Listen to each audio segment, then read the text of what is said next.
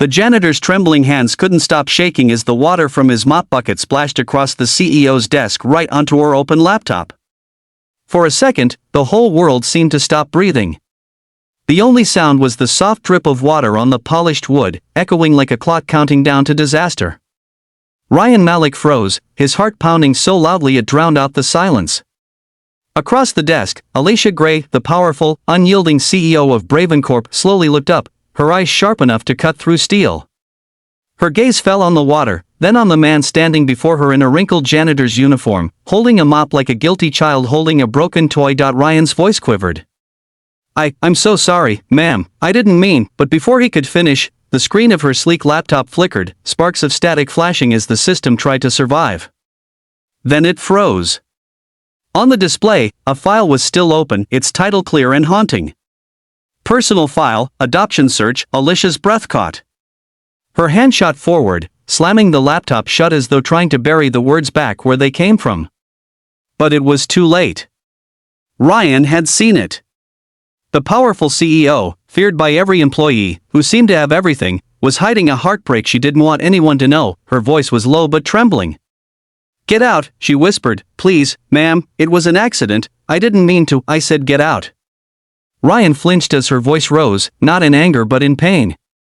He backed away, head bowed, and left without another word. That night, he sat in the small kitchen of his apartment, staring at the old photo of his late wife. The exhaustion in his eyes wasn't from work, it was from life. Beside him, little Emma, his 9-year-old daughter, worked on her homework, humming softly. She looked up and smiled. "Daddy, why are you sad?" He forced a smile and brushed her hair. "Just a long day, pumpkin." "Did you clean too much again?" she giggled. He chuckled weakly. "Something like that." Emma jumped off her chair, wrapped her arms around his neck, and whispered, "It's okay, Daddy. You always tell me that when bad things happen, it just means something good is coming next." Her innocent words pierced through his tired heart. He hugged her tight, feeling his eyes sting. "You're right, baby girl. You always are." The next morning, Ryan arrived at work early, ready to hand in his ID badge. He'd spent the night worrying about being fired. But before he could reach HR, Alicia's secretary called out, "Mr. Malik, Ms. Gray wants to see you." His stomach turned. He knocked on her door and stepped inside quietly. Alicia sat by the window, sunlight tracing the edges of her silhouette. She didn't look angry anymore, just human. "Sit down," she said softly. Ryan hesitated. "Ma'am, I'll pay for the damage, I swear." She lifted her hand to stop him. "You don't need to. I owe you an apology." He blinked, unsure if he heard her right. "I overreacted yesterday," she continued. "You saw something very personal, something I've hidden for years. That file, it's about the daughter I gave up when I was 16. My parents made me. I thought I'd forgotten how to feel, but last night, I realized I'd been running from my own heart for too long." Her voice cracked. For the first time, Ryan saw not a CEO, but a woman burdened by loneliness. He spoke quietly. "I understand. Losing family, it leaves a hole nothing fills." "You lost someone?" she asked. "My wife," he said simply. "Emma was too. I promised I'd raise her right, even if the world saw me as just a janitor." Alicia's eyes softened. "You're not just anything, Mr. Malik. I've seen how you treat your daughter. The way you walk her to school, the way you wait for her call at lunch breaks, it's rare." She paused, then smiled faintly. "You reminded me of what really matters." Something changed after that day. Alicia began to open up more, not only to Ryan but to everyone around her. She no longer barked orders, she listened. She even joined Ryan for coffee during late-night cleanup shifts, talking about life, dreams, and regrets. The wall she had built for years slowly began to crack, replaced by warmth and understanding. One rainy evening, she saw Ryan standing outside, waiting for his daughter's school bus. The wind blew hard, but he didn't move, just stood there with an umbrella, watching the road like a soldier guarding hope. When the bus arrived, Emma jumped off and ran into his arms.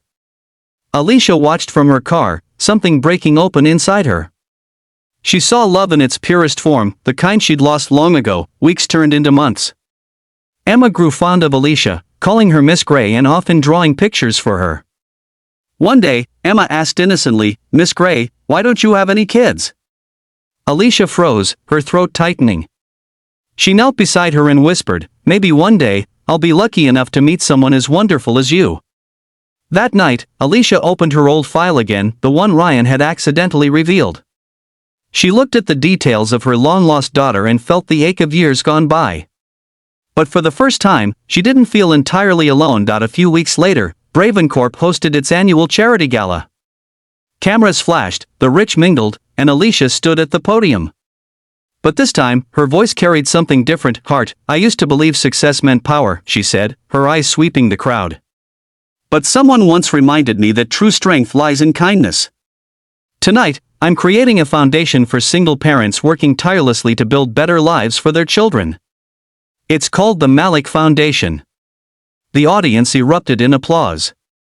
Ryan's heart nearly stopped. Emma clapped wildly, shouting, "That's my daddy." Alicia smiled at them through tears.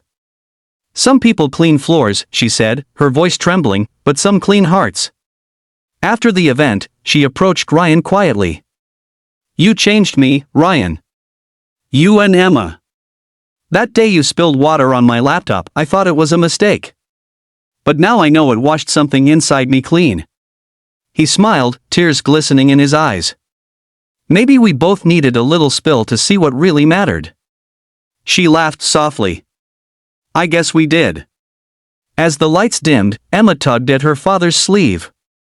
"Daddy, remember what you told me about stars shining in darkness?" He nodded.